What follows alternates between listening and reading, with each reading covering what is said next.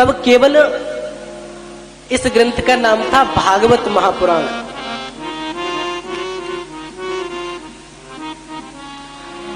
भागवत में प्रवेश करने से पहले आइए भगवान नाम संकीर्तन करें, अपने मन और वाणी को भगवान के चरणों में समर्पित करें। ठाकुर हमरे रमण बिहारी, हम हैं रमण बिहारी के। ठाकुर हमरे रमण बिहारी, हम हैं रमण बिहारी के। ठाकुर हमरे रमण बिहारी, हम हैं रमण बिहारी के। ठाकुर हमरे रमण बिहारी, हम हैं रमण बिहारी के। ठाकुर हमरे रमण बिहारी, हम हैं रमण बिहारी के। ठाकुर रमण बिहारी के, हाँ हम हैं रमण बिहारी के। हम हैं रमण बिहारी के, हम हैं रमण बिहारी के। हम रमण बिहारी के, हम हैं रमण बिहारी के।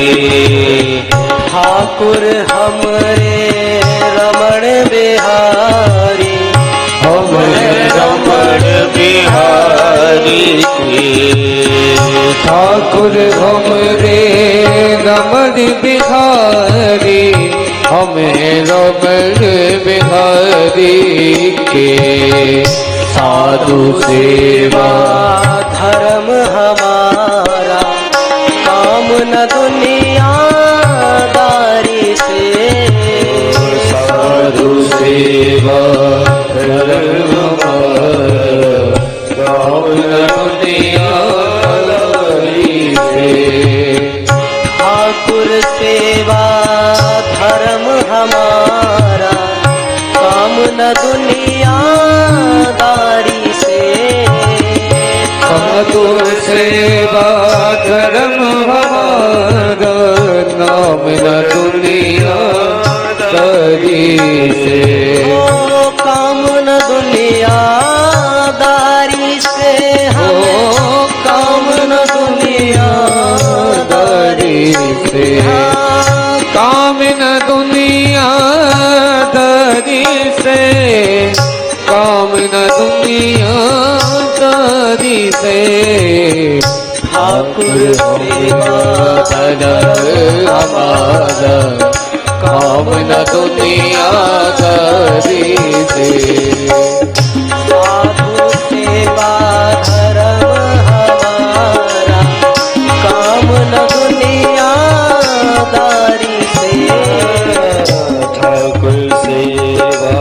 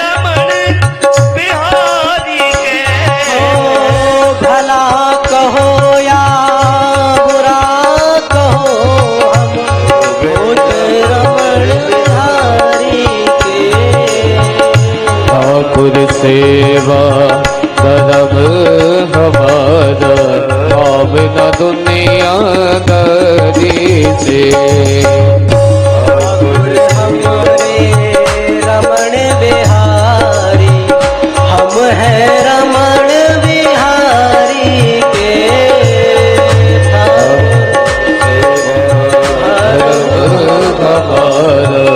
कामना दुनिया से ठाकुर सेवा धर्म हमारा, ठाकुर सेवा धर्म हमारा, कामना दुनिया से हमारे रमण बिहारी, रमण बिहारी ठाकुर हमारे रमण बिहारी, रमण बिहारी के ठाकुर हमारे रमण बिहारी, हमरे रमण बिहारी के हम हैं रमण बिहारी के, हम हैं रमण बिहारी के। प्रेम से बोले राधे राधे।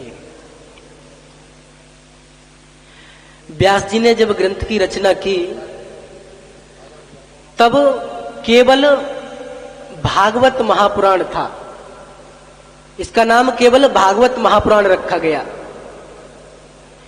व्यास जी श्री भगवान के चरणों में गए, कहा प्रभु आप इस ग्रंथ को आशीर्वाद दें। भगवान ने कहा क्यों?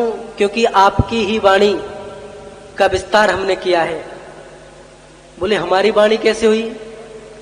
बोले जो आपने चतुश्लोकी भागवत कही उसी का हमने विस्तारीकरण किया है। उन्हीं 4 श्लोकों के द्वारा हमने 18,000 श्लोक रचे हैं और 335 अध्याय में इसको वर्णित किया है। भगवता प्रोक्तम इति भागवतम, जिसमें भगवान की वाणी है वो भागवत है। जो भगवान ने अपने मुखारविंद से निकाली है वो भागवत है। भगवान के द्वारा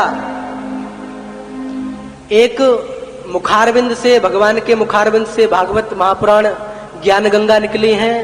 दूसरी भगवान के चरणों से श्री भागीरथी ज्ञान गंगा निकली है।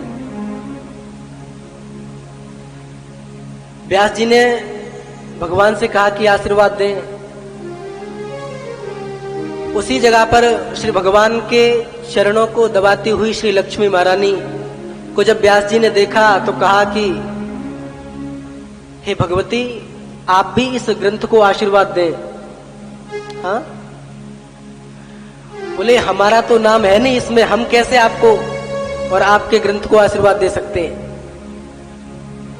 तो व्यास जी कहते हैं कि भगवत्या प्रोक्तम इति भागवतम है, जो भगवती के मुख से निकली है वो भी भागवत है। तो लक्ष्मी जी कहती है कि ऐसा जबरदस्ती का नाम नहीं चाहिए हमें, कोई प्रमाणित नाम दो हमें जिसके द्वारा हम आपको परिपूर्ण तरीके से आशीर्वाद दे सके। तब व्यास जी ने श्री लक्ष्मी महारानी को प्रसन्न करने के लिए श्री मद रूपी श्रीमद भागवत महापुराण में एक मुकुट सा लगा दिया, जिसके द्वारा श्रीमद शब्द से श्रीमद भागवत बना और उसी शब्द से ये शोभायमान आज भी हो रहा है। प्रेम से बोले राधे राधे। श्री श्री अर्थात राधा रानी, जिनके चरणों की सान्निध्यता जब मनुष्य को प्राप्त हो जाती है तब सांसारिक जो हमारे हृदय में मद होते हैं वो नष्ट हो जाते हैं और भगवान की चरणों की सन्निधि को प्राप्त करने के लिए एक ऐसा मद चढ़ जाता है कि बस राम नाम बजते रहो, हाँ, श्री मद, सांसारिक मद को जो नष्ट कर दे और अपने चरणों में जो लगा ले, अपने गुणगान में जो लगा ले, ऐसा मद श्रीमद् भागवत महापुराण के द्वारा प्राप्त होता है। श्री जी के चरणों की सानिध्यता और उनके दर्शन की लालसा जब मन में उत्पन्न होती है, एक मद उत्पन्न होता है श्री राधा रानी श्री कृष्ण को पाने का, तब हृदय में भक्ति का प्रादुर्भाव होता है। श्रीमद् भा, भक्ति का प्रादुर्भाव होते ही हृदय में ज्ञान की गंगा उत्पन्न हो जाती है। भागव, जब भक्ति और ज्ञान हृदय में प्रस्फुटित होते हैं तो स्वतः जीवन में वैराग्य धारण हो जाता है। जब श्री गोविंद की कृपा से भक्ति, ज्ञान, वैराग्य तीनों वस्तु जब मनुष्य को प्राप्त हो जाती हैं, तब मनुष्य प्रिय से प्रिय वस्तु को त्यागने में सामर्थ्यवान रहता है, प्रिय से प्रिय वस्तु को त्याग देता है। तो श्री अर्थात राधा रानी अपने चरणों के सानिध्यता को प्राप्त करा दे, ऐसा मद हृदय में प्रकट हो जाए। इसका अर्थ निकला मद माने नशा। भगवान के नाम को जपते रहो। भा माने भक्ति, ग माने ज्ञान, बा माने वैराग्य और ता माने त्याग। जिनकी कृपा से प्रिय वस्तु को त्यागने की सामर्थ्य जब जीव में आ जाए, तब मानो कि श्रीजू की अनंत कृपा आप पर बरस रही है। प्रेम से बोले राधे राधे। सच्चिदानंद रूपाय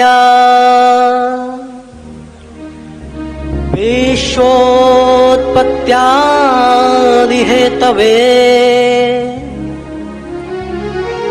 तापत्रय विनाशाय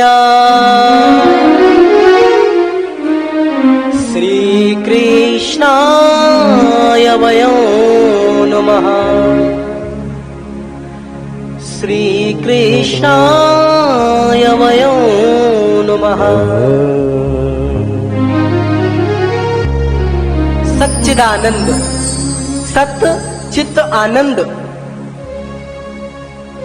ये तीन स्वरूप हैं गोविंद के। सत्य चित्त आनंद। सत्य माने जो हमेशा जो सत्य है, आदि अनादि, आदि अनादि से भी जो सत्य है, विद्यमान है। संसार जब नहीं था तब भी वो सत्य था, और संसार है तब भी वो सत्य पर ब्रह्म परमात्मा है। और जब संसार नहीं रहेगा तब भी उसकी उपस्थिति हमेशा बनी रहेगी। सत्य चित्त, चित्त माने जिसके द्वारा सूर्य प्रकाशमान हो रहा है और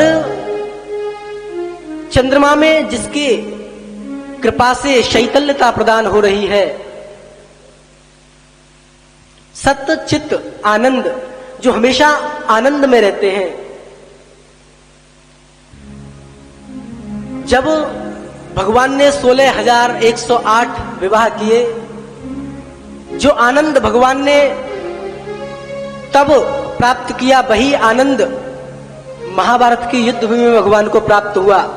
हजारों लाखों करोड़ों की संख्या में कौरवों और पांडवों के बीच में जब युद्ध हुआ, न जाने कितने सर धड़ से अलग हो गए, लेकिन भगवान की जो छवि है, भगवान का जो आनंद है, उसमें कभी खलल नहीं पड़ा। सब कर परम प्रकाशक जोई सब कर परम प्रकाशक जोई, सब कर परम प्रकाशक जोई, सब कर परम प्रकाशक जोई। राम अनादि अवधपत सोई, राम अनादि अवधपत सोई, राम अनादि अवधपत सोई, राम अनादि अवधपत सोई। सब पर करम प्रकाशक जोई, सब पर करत प्रकाशित जोई। सत्य चित्त आनंद स्वरूप गोविंद, विश्व की उत्पत्ति के कारण गोविंद, तुम्हें कोटि बार प्रणाम है गोविंद। भगवान स्वयं में आनंद स्वरूप है। सत कहिए जो विनशत नाही, चित चैतन्य शकल घट माही। आनंद घट घट करे आनंदा, ताको नाम सच्चिदानंदा। प्रेम से बोलिए राधे राधे।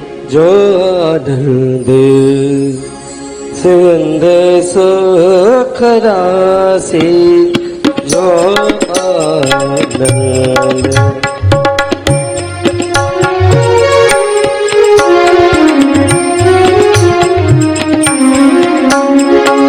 जो आनंद सुंद सुख राशि, करते ते लोक पासी, करते ते लोक पासी। जो आनंद सिंध सुख राशि, जो आनंद जो आनंद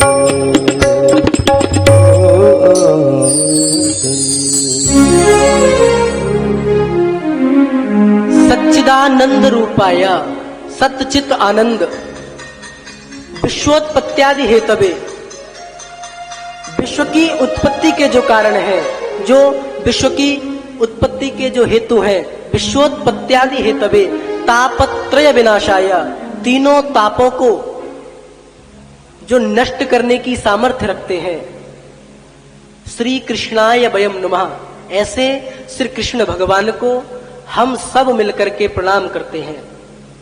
वयम नमः, यहां पर बहुवचन व्यास जी ने लिखा है अहम आवाम वयम।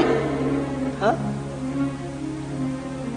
केवल यह नहीं कहा कि मैं प्रणाम करता हूं या किसी विशेष दो व्यक्तियों का नाम लिया हो। व्यास जी लिखते हैं कि वयम नमः, आओ हम सब मिलकर के प्रणाम करते हैं। यं प्रव्रजन्तमनुपेतमपेतकृत्यं, द्वैपायनो विरहकातरया जुहावा। पुत्रेति तन्मयतया तरवोऽभिनेदो, तं सर्वभूतहृदयो मुनिमानतोऽस्मि, तं सर्वभूतहृदयो मुनिमानतोऽस्मि। यं प्रव्रजन्तमनुपेतमपेतकृत्यं, द्वैपायनो विरहकातर आजुहावा। हाँ? श्री सुखदेव जी महाराज, जब सुखदेव जी महाराज का जन्म हुआ, जन्म के तुरंत बाद उन्होंने वैराग्य धारण कर लिया और विरह कातर आजुहावा, पुत्र के हृदय में जब वैराग्य धारण हुआ देखा व्यास जी ने, तो व्यास जी विरह से कातर हो गए और अपने पुत्र को रोकने के लिए उनके पीछे पीछे चल दिए। पुकार रहे कि बेटा रुक जाओ, तुम्हारे बिना हमारा कौन है? अरे तुम ही तो हमारे बुढ़ापे की लाठी बनोगी। हाँ,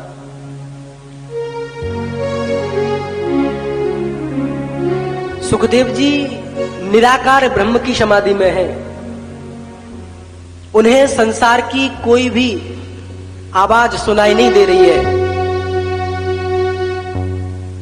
प्रेम से बोले राधे राधे, राधे राधे। तरबो भिनेदु, जब सुखदेव जी श्री भगवान की चरणों की सन्निधि में जब तल्लीन है, उनको कुछ सुनाई नहीं दे रहा। व्यास जी पुकार रहे कि बेटा रुक जाओ, मत जाओ। हा? तब सुखदेव जी की तरफ से वहां के जो वृक्ष है वो जवाब देते हैं कि हे व्यास जी, आप किसी आवाज लगा रहे हैं? अरे आपने 18 पुराणों की रचना की है, महाभारत जैसा ग्रंथ आपने लिखा है। आपने इन सब की रचना इसलिए की है कि मनुष्य का जो मन है भगवान में लग जाए। हाँ, जब सुखदेव जी निराकार ब्रह्म की समाधि में है तो क्यों तोड़ना चाहते हैं आप? क्यों वापस संसार में ढकेलना चाहते हैं? बड़ा सुंदर दृष्टांत देते हैं कि एक पुरुष एक स्त्री दोनों आपस में बड़ा प्रेम करते हैं। एक दिन किसी बात को लेकर के कलह हुआ और उस स्त्री ने उस पुरुष के लात मारी और स्त्री के घर के द्वार से एक बड़ा सा नाला बह रहा था। लात के मारने के द्वारा वो पुरुष नाले में गिर गया और वो नाला जो था वो गंगा जी में जाकर के गिरता था। हाँ, तो नाले के साथ बहता हुआ पुरुष गंगा जी में गिर गया। अब वृक्ष व्यास जी से प्रश्न करते हैं कि प्रभु, मनुष्य गिरा हुआ है गंगा जी में नाले के द्वारा, और जिस स्त्री के द्वारा उसको लात पड़ी है वही स्त्री गंगा जी के किनारे पर खड़ी होकर के दोबारा पुकारती है कि हे प्राणनाथ आ जाओ, अब हमसे कोई भूल नहीं होगी। तो व्यास जी आप केवल इतना बताइए कि उस पुरुष को उस स्त्री के पास जाना चाहिए कि नहीं जाना चाहिए? हाँ, तो व्यास जी ने कहा कि गंगा जी में गिर जाने के बाद वो पुरुष पवित्र हो गया है। गंगा जी में गिर जाने के बाद पवित्र हो गया है और पवित्र होने के बाद उसको उस स्त्री के पास नहीं जाना चाहिए। तो वृक्ष कहते हैं कि महाराज यही तो हम आपको समझाना चाहते हैं। आपके पुत्र सुखदेव जी महाराज संसार से परे हैं, उनको संसार की किसी भी वस्तु से कोई लेना देना नहीं है। अरे आप बेटा बेटा कहते हैं, बेटा बेटा कह के पुकारते हैं। अरे इस जन्म में तो आपके ये पुत्र हैं, लेकिन पूर्व जन्म में क्या थे आपको मालूम है? हाँ, अगले जन्म में क्या होंगे आपको इस बात का ज्ञान है? वृक्षों के द्वारा व्यास जी ने ज्ञान पाया और अपने पुत्र को लौटाने में असमर्थ रहे और निराश होकर के वापस आश्रम की ओर आए। न पुत्रात् परमो लाभो न पुत्रो न भार्या परमम सुखम। न पुत्रात् परमो लाभो न भार्या परमम सुखम। जिस व्यक्ति का विवाह नहीं हुआ है तो जब वो अपनी भार्या के सुख से वंचित रहता है तो बड़ा दुखी होता है कि हमारा विवाह नहीं हुआ है, कैसे भी करके विवाह हो जाए। बड़ी विचित्र विचित्र उपाय करता है। जब विवाह हो जाता है, न पुत्रात् परमो लाभो, कोई संतान नहीं होती तब फिर दुखी होता है। हाँ? तो संसार तो दुखालय है, यहां पर किसी न किसी रूप में आपके पास दुख आएगा। सुख की आप कामना करते हैं लेकिन आपको दुख सताएगा। आप उसी दुख को आनंद के रूप में अनुभव करेंगे तो आपको दुख नहीं लगेगा, वो दुख ही आपको आनंद के रूप में लाभान्वित करेगा। हाँ? इसलिए कहा कि व्यास जी परम दिगंबर आपके पुत्र श्री सुखदेव जी महाराज निराकार ब्रह्म की समाधि में हैं, आप उनको जगाने का प्रयास न करें। प्रेम से बोलिए राधे राधे। नैमिषे सूतमाशीना मभिवाद्य महामत्यो कथामृत रसस्वादः कुशलः शौनको ब्रवीत्। नैमिषारण्य की परम पावन भूमि नैमिषे सूतमासीन, पावन भूमि पर विराजमान श्री सूत जी महाराज महामतिम कथामृत रसस्वादः कुशला शौनको ब्रवीत्। कथा के रस को रसपान करने में कुशल 88,000 शौनकादि ऋषिगण उस पावन भूमि पर विराजमान है। इस भूमि को नैमिषारण्य क्यों कहा जाता है? हाँ? एक बार सभी ऋषिगण ब्रह्मा जी के पास गए कि महाराज पृथ्वी लोक पर कोई भी ऐसा स्थान शेष नहीं रह गया है कलयुग में जहां पर हम तप कर सकें, भजन कर सकें, साधना कर सकें। प्रभु आप हमारा मार्गदर्शन करें, कोई ऐसा शुभ स्थान बताएं जहां हम शांति से बैठ करके भगवान नाम स्मरण कर सकें। तो ब्रह्मा जी ने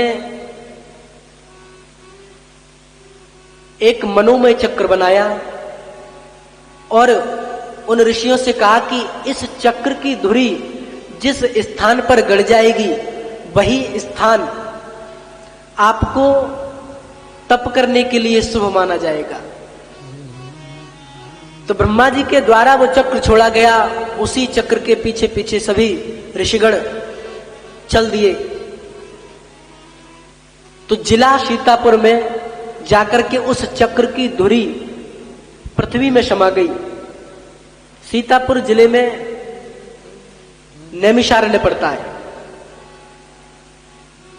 निमिहि शीर्यते यत्र तनिश्रम निमिहि शयेन नैमिषम नैमिषम तत् अरण्यम इति नैमिषारण्यम। निमिहि शीर्यते, जो चक्र की धुरी थी वो बहुत पैनी थी, नुकीली थी। उस धुरी को कहा निमि, और बहुत अधिक पैनी होने के कारण, नुकीली होने के कारण निमि शीर्यते यत्र तनिश्रम, जहां उसका विराम हुआ वो स्थान हुआ नैमिषारण्य।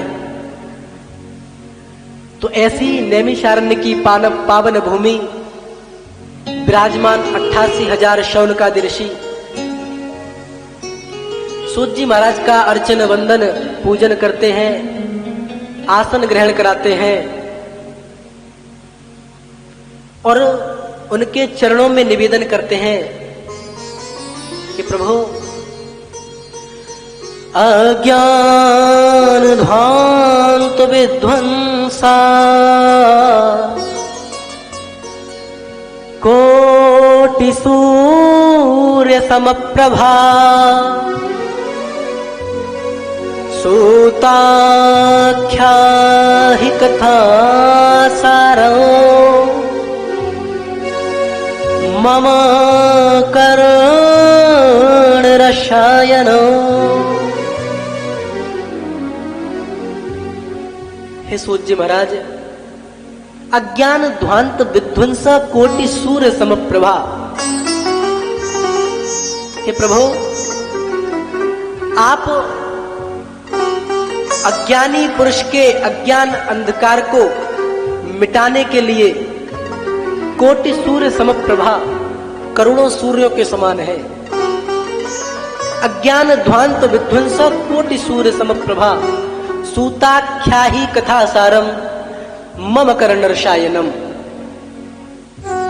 इसलिए प्रभु, आपके चरणों में एक निवेदन है, सूताख्या ही कथा सारम मम कर्ण रसायनम। आप हमें कोई ऐसी कथा सुनाएं जिसके द्वारा हमारे कर्ण रस में हो जाएं।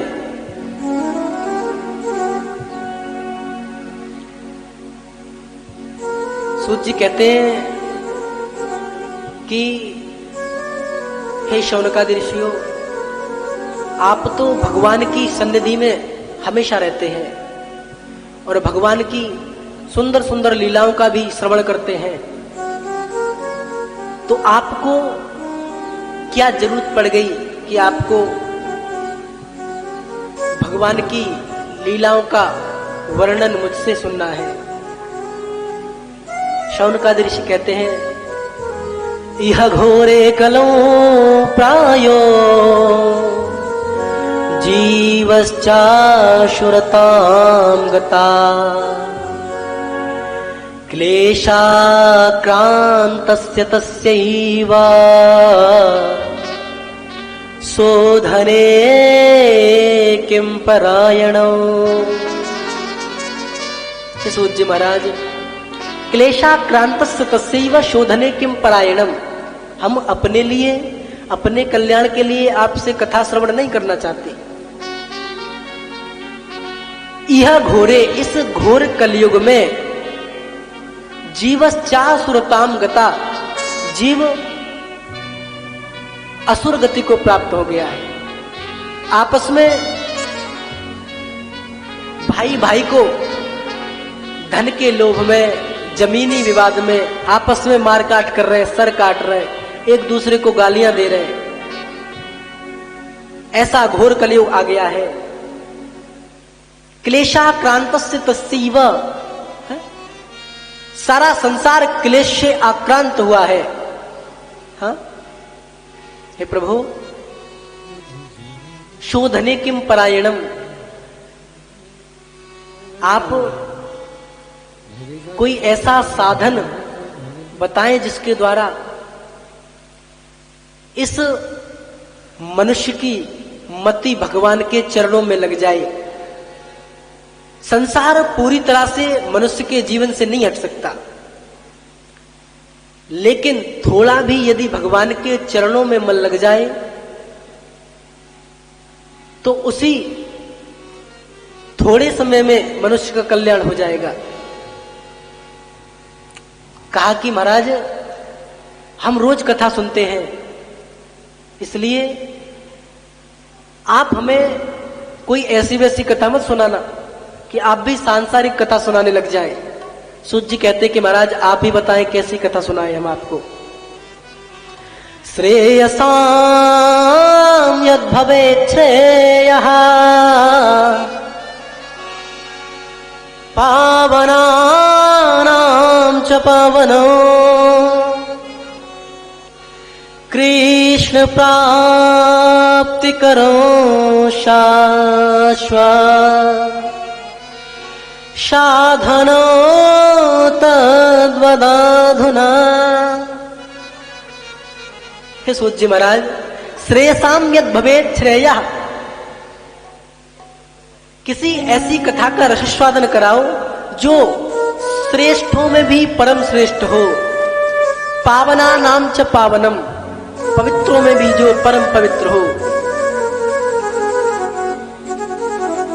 कृष्ण प्राप्ति क्रम शाश्वत साधनम तत्वदाधुना, कोई ऐसा साधन बताओ जिसके द्वारा शाश्वत कृष्ण की प्राप्ति हो जाए।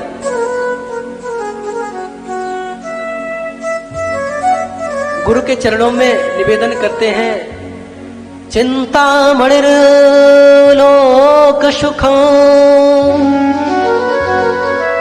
सुरद्रुः स्वर्ग संपदा प्रयच्छति गुरुः प्रीतो वैकुंठं योगी दुर्लभो।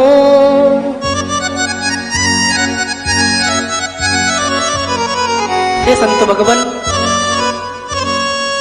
चिंतामणि लोक सुखम, चिंतामणि जो है केवल लौकिक सुख को प्रदान कर सकती है। सुरद्रुः स्वर्ग संपदाम, कल्पवृक्ष, कल्पवृक्ष जो है स्वर्ग की संपदाएं प्राप्त करा सकता है, लेकिन प्रयच्छति ही गुरु प्रीतो, यदि सदगुरुदेव भगवान यदि दास पर शिष्य पर प्रसन्न हो जाए, प्रयच्छति गुरु प्रीतो वैकुंठम योग दुर्लभम, तो संत की कृपा से वैकुंठ भी बड़ी सरलता से बड़ी सहजता से प्राप्त हो जाता है, जो योगियों को परम योगियों को भी दुर्लभ है। अनादिकाल से जो तप कर रहे हैं, साधना कर रहे हैं, अनंत सहस्त्र कोटि वर्षों से जो निरंतर तप में लगे हुए हैं कि कैसे भी करके भगवान की प्राप्ति हो जाए, उन महान संतों को भगवान की प्राप्ति नहीं हो रही, लेकिन यदि गुरु प्रसन्न हो जाए, प्रयच्छति ही गुरु प्रीतो, तो भगवान के दर्शन निश्चित होते हैं। सूत जी ने जब शौनकादि ऋषियों के प्रश्न सुने,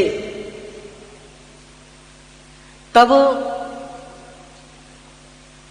सूत जी कहते हैं, प्रीति ही शौनक चित्ते ते यतो वच्मि विचार्य च सर्व सिद्धांत निष्पन्नो संसार भयनाशनो। हे शौनकादि ऋषियों, प्रीति ही शौनक चित्ते ते यतो वच्मि विचार्य च। अरे ऋषियों, आपने तो संसार के कल्याण के लिए प्रश्न किए हैं, यदि आप अपने कल्याण के लिए कोई प्रश्न करते तो मुझे थोड़ा विचार करना पड़ता कि आपको शाश्वत कृष्ण की प्राप्ति कराने वाला साधन बताऊं कि न बताऊं, लेकिन आपने लोक कल्याण के लिए प्रश्न किया है। सूत जी आज गदगद हो गए, बड़े प्रसन्न हुए। संत जो होते अपने लिए कोई भी वस्तु एकत्रित नहीं करते, कोई भी साधन अपने लिए नहीं जुटाते, कोई भी साधना भी यदि संत करते हैं, तब भी यदि संत करते हैं, अर्चन वंदन पूजन भी यदि संत करते हैं, तो लोक कल्याण के लिए करते हैं कि कैसे भी करके कलयुग के प्राणियों का मन भगवान में लग जाए। सूत जी महाराज हियतो वच्मि विचार्या, कहा कि शौनकादि ऋषियों, आज मैं बहुत प्रसन्न हूं और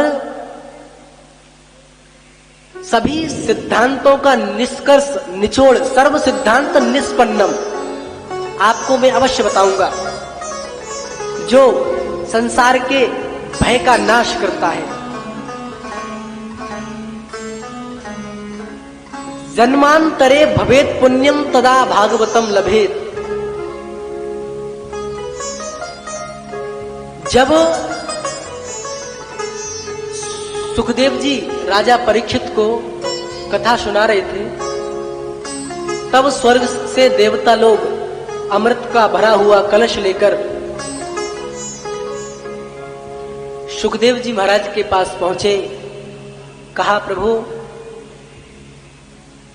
राजा परीक्षित को 7 दिवस पर्यंत आप कथा सुना रहे हैं। राजन को साप लगा हुआ है कि 7 दिनों के अंतराल में तक्षक आएगा और उसको डस लेगा। इसलिए हम राजा के हित करने के लिए ये सुधामृत लेकर के आए हैं। इस अमृत कलश को आप राजा परीक्षित को दे दें, जिसके द्वारा परीक्षित को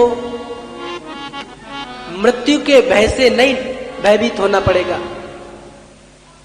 और जो कथा का रसस्वादन आप राजा परीक्षित को करा रहे हैं, वही श्रीमद् भागवत का रसस्वादन आप हमें करा दीजिए। देवता लोग बड़े चालाक, बड़े चतुर होते हैं। सुखदेव जी ने राजा परीक्षित से पूछा कि क्या आप देवताओं के द्वारा लाया गया अमृत पान करना चाहते हैं? सुखदेव जी से राजा परीक्षित कहते हैं कि गुरुदेव, मैं तो आपके चरणों में समर्पित हूं, आप जैसा आदेश करेंगे वैसा ही मैं करूंगा। तो सुखदेव जी कहते हैं, क्व सुधा क्व कथा लोके क्व काचः क्व मणिर्मः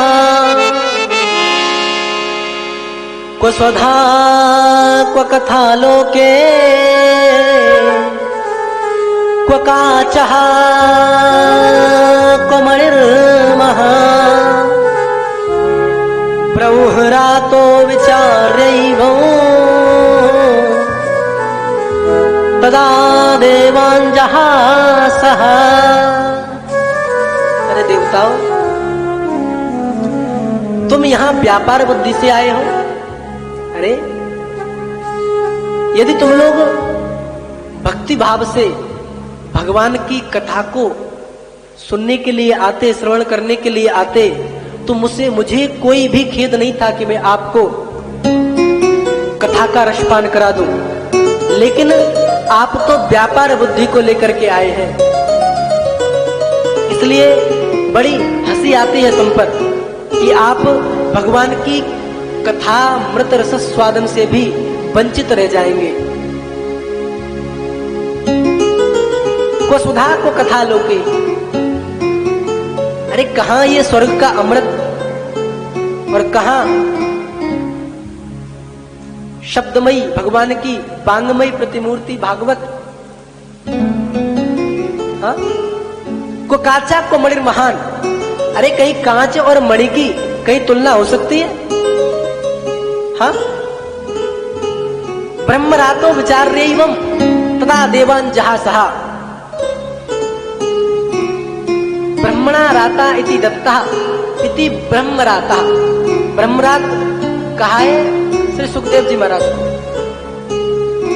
ब्रह्मरातो विचार्यैवं, सुखदेव जी विचार कर रहे हैं और देवताओं का उपहास उड़ाते हैं। तदा देवान् जहासः। हाँ? प्रेम से बोलो राधे राधे। सुखदेव जी कहते हैं कि अरे अमृत पिलाने से तो केवल राजा परीक्षित एक कल्प तक जीवित रह सकते, एक कल्प तक मृत्यु उनको स्पर्श नहीं करेगी। लेकिन एक कल्प बीत जाने के बाद पुनः वही जन्म मरण का चक्कर लगा रहेगा। पुनरपि जननम पुनरपि मरणम पुनरपि जननी जठरे शयनम।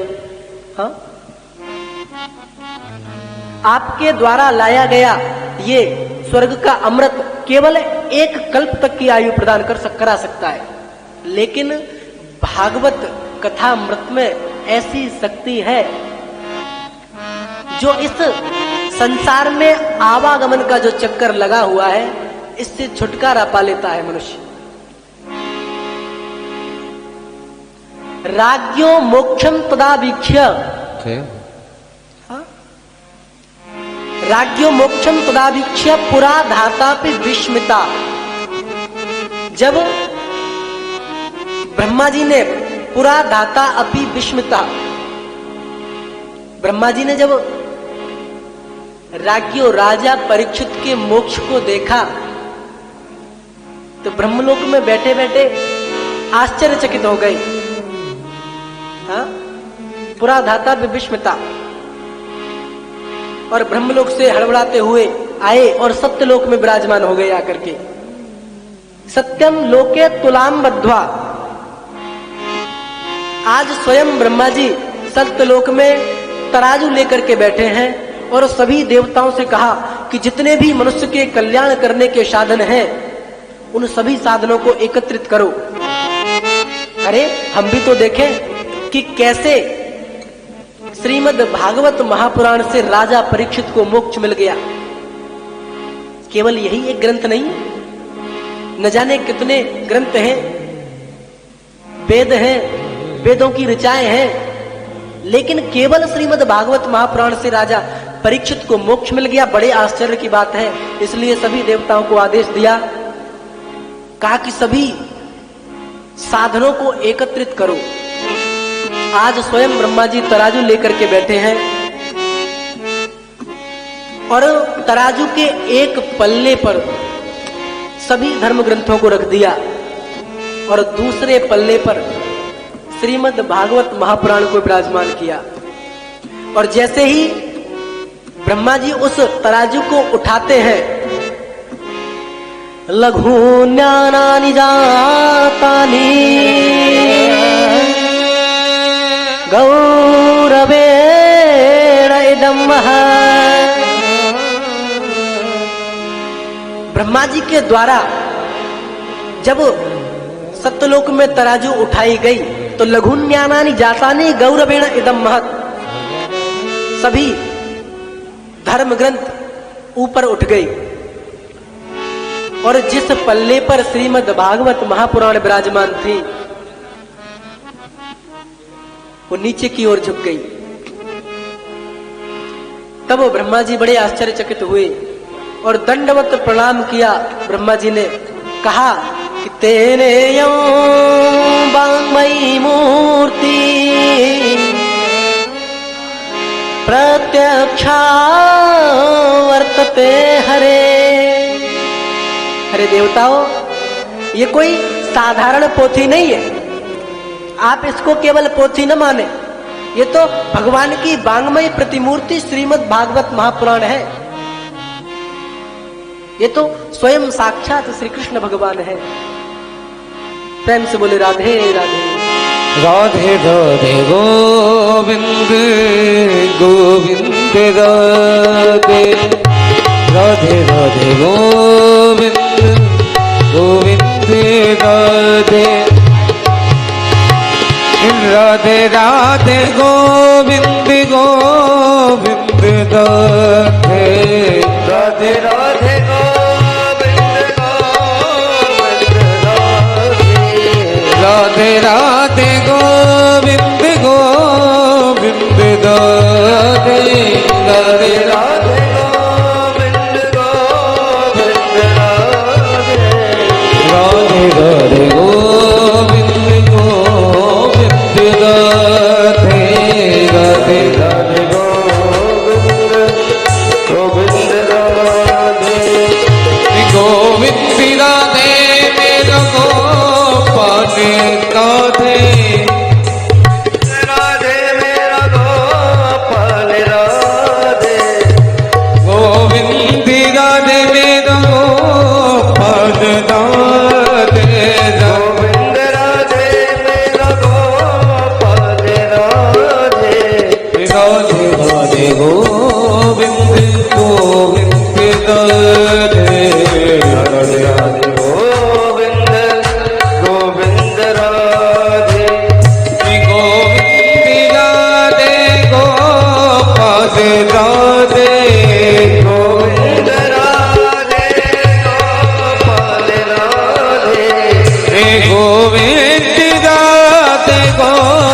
गोपाल राधे गोविंद राधे गोपाल राधे राधे राधे गोविंद गोविंद राधे राधे राधे गोविंद गोविंद राधे राधे राधे गोविंद गोविंद राधे राधे राधे गोविंद गोविंद राधे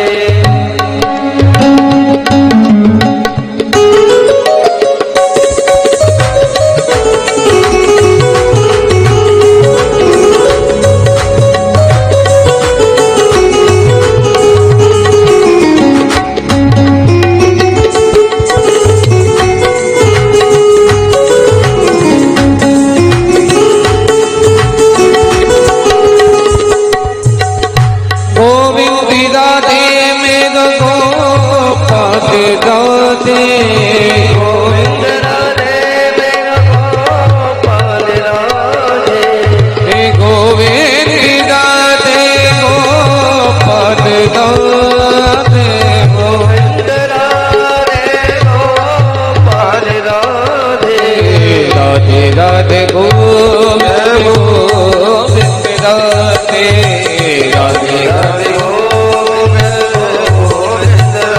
राधे राधे राधे गोविंद गोविंद राधे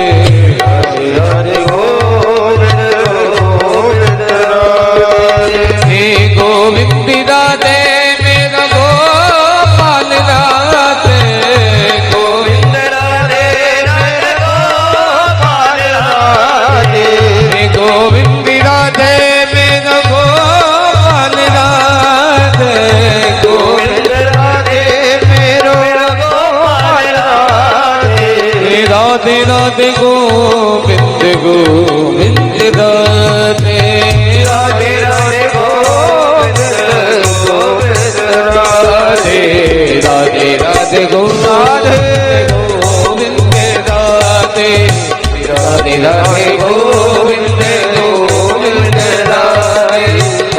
राधे गोविंद गोविंद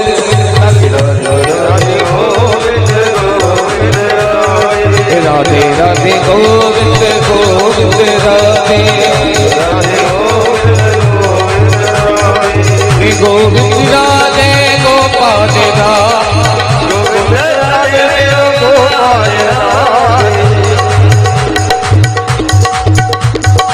गोविंद राधे राधे गोविंद गोविंद राधे राधे राधे गोविंद राधे राधे गोविंद गोविंद राधे राधे राधे गोविंद गोविंद राधे राधे गोविंद गोविंद राधे राधे राधे गोविंद गोविंद राधे राधे राधे गोविंद गोविंद राधे राधे राधे गोविंद गोविंद राधे राधे गोविंद गोविंद राधे राधे राधे गोविंद गोविंद राधे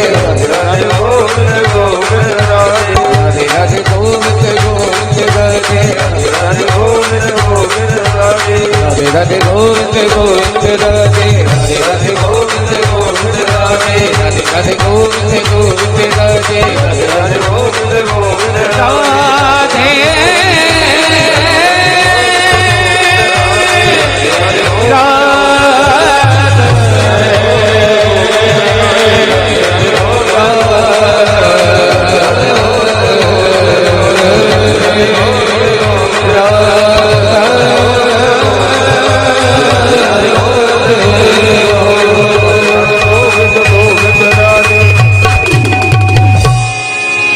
गोविंद भगवान की जय, वाल कृष्ण लाल की जय, भागवत महापुराण की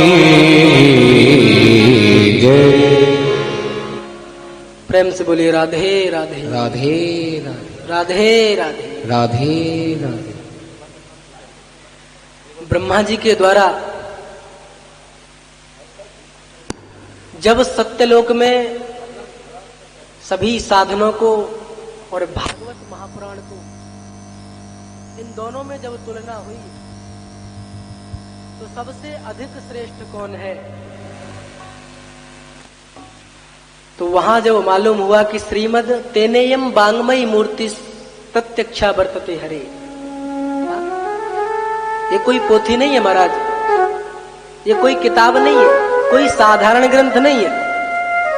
इसमें तो कृष्ण की वांग्मयी प्रतिमूर्ति श्रीमद् भागवत महापुराण है। यद्यपि नारद जी ब्रह्मा जी के पुत्र हैं, ब्रह्मा जी के द्वारा नारद जी ने श्रीमद् भागवत महापुराण का श्रवण कर लिया है, लेकिन सप्ताह विधान क्या है वो नारद जी ने सनत कुमारों से सुना।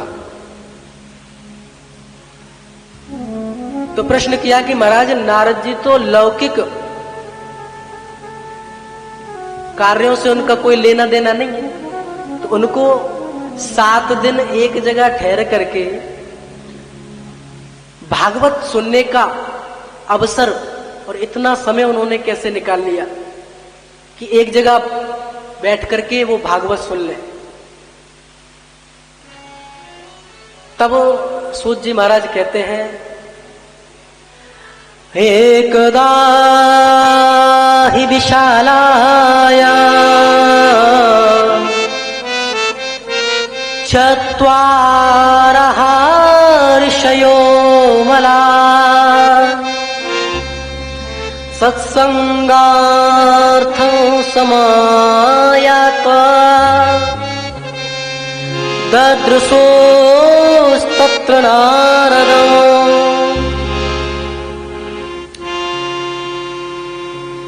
एकदा ही विशालायाम चत्वारा ऋषयो मलः। एक बार नारद जी विशालायाम विशालपुरी क्षेत्र श्री बद्रीनाथ धाम की ओर चले। सत्संगार्थम समायाता ददृशुस्तत्र नारदम। मार्ग में उन्हें चारों सनत कुमार भगवान की चर्चा करते हुए मिले। ददृशुस्तत्र नारदम। जब सनत कुमारों ने नारद जी को देखा, बड़ी चिंता से ग्रस्त नारद जी दीनहीनों की तरह विशालपुरी क्षेत्र में भटक रहे हैं।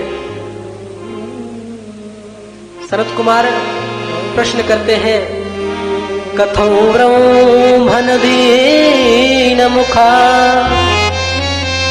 कुतश्चिन्ता तुरो भवान्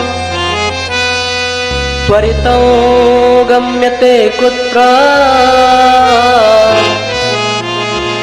कुतश्चागमनौ तव। हे नारद जी, आपकी हालत कैसी हो गई है? कथम ब्रह्मन् दीन मुखा, आपके मुख का तेज कहां चला गया? आपका मुख मलिन क्यों है? कथम ब्रह्मन् दीन मुखा कुतश्चिंता तुरो भवान्। अरे आप तो संसारिक कार्यों से कोई लेना देना नहीं रखते, फिर भी आपको ऐसी कौन सी चिंता सता रही है जिसके द्वारा आपका तेज नष्ट हो गया है? कुतश्चिंता तुरो भवान् त्वरितम गम्यते कुत्र। अरे नारद जी, आप कहां से आ रहे हैं? कुतश्चा गमनम तव, और कहां जाएंगे? आप इस तरह उदास अच्छे नहीं लगते। आपकी उदासी का कारण क्या है, आप बताएं। अरे क्यों व्यर्थ में चिंता करते हैं?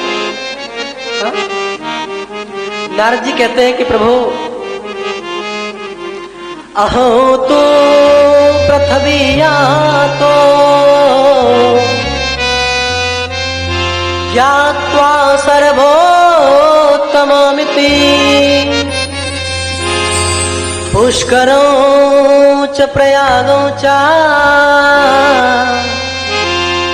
काशीं गोदावरीं तथा। हे शनकादिक ऋषियों, आप बड़े दयालु हैं। मुझे लगता है कि मेरे कष्ट का निवारण आपके पास है।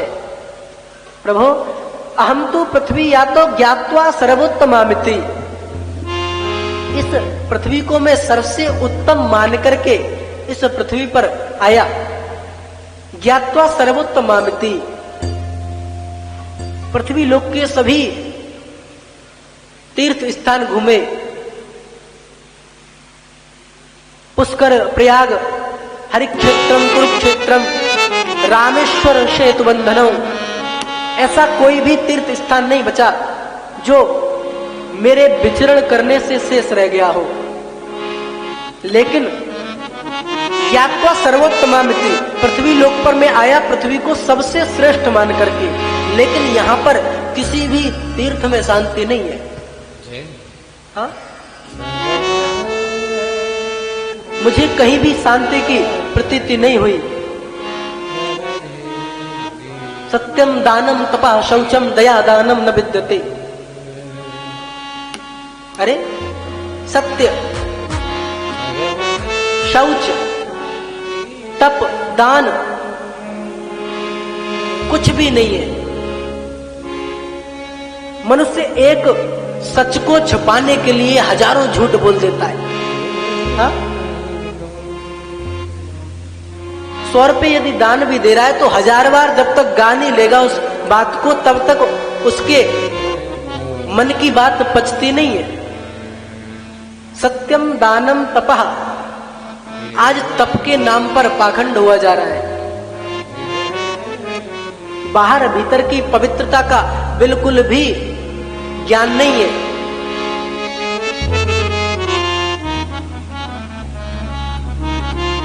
दया दानम न विद्यते। प्रभु, आज के मनुष्य के हृदय में लेश मात्र भी दया नहीं है।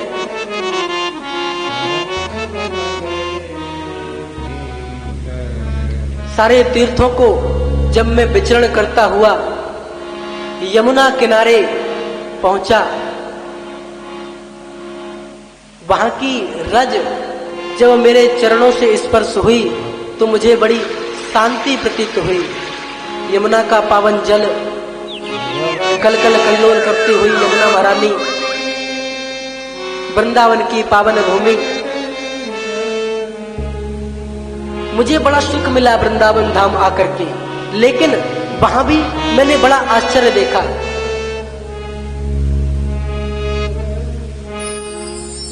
जब जीव के हृदय में दया नहीं बची है और बड़े बुजुर्गों का कहना नहीं मानते, उपहास करते हैं। तरुणी प्रभुता गे है श्याल को बुद्धिदायक,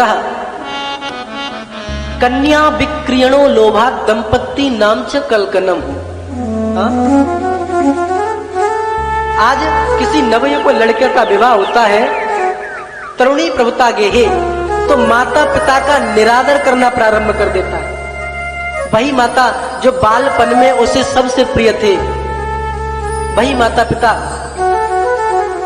जो उसकी तोतली वाणी को समझ करके उसकी हर मन की इच्छा को पूर्ण करते थे, आज विवाह होने के बाद उन्हीं माता पिता की उसको आवश्यकता नहीं रहती। तरुणी प्रभुता गे है श्याल को बुद्धिदायका।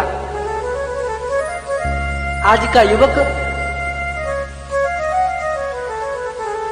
माता का निरादर करते हुए अपनी धर्मपत्नी को सारा घर का कामकाज सौंप देता है।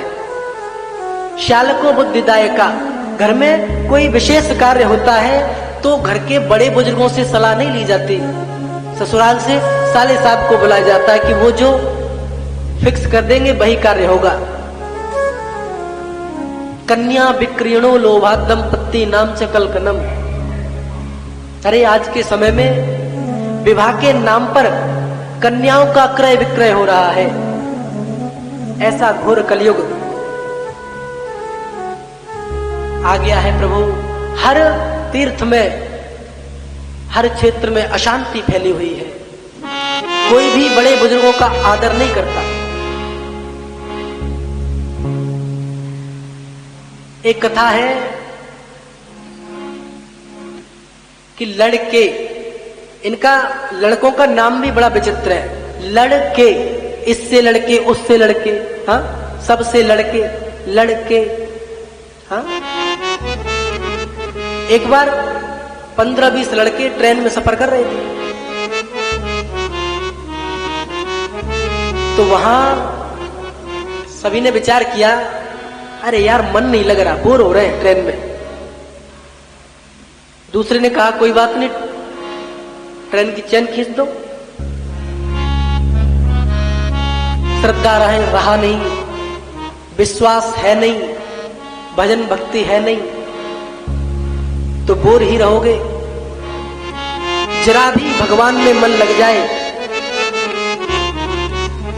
तो एक पल भी आपको बोर महसूस नहीं होगा कि हम बोर हो रहे हैं। सदा भगवान के आनंद को अनुभव करोगे। कहा कि ट्रेन की चैन खींच दो। दूसरा लड़का कहता है कि देख नहीं रहे हो, लिखा हुआ है कि चैन खींचने पर 500 रुपए जुर्माना और 2 साल की जेल भी हो सकती है। तीसरा लड़का कहता है कि महाराज जेल भी नहीं होगी हमें। क्यों नहीं होगी? बोले ये बुड्ढा बैठा है, इसका नाम लगा देंगे। एक बड़े बुजुर्ग वहां पे राधे श्याम सीताराम करके जप कर रहे थे ट्रेन में। बोले 500 रुपए जुर्माना लग जाएगा।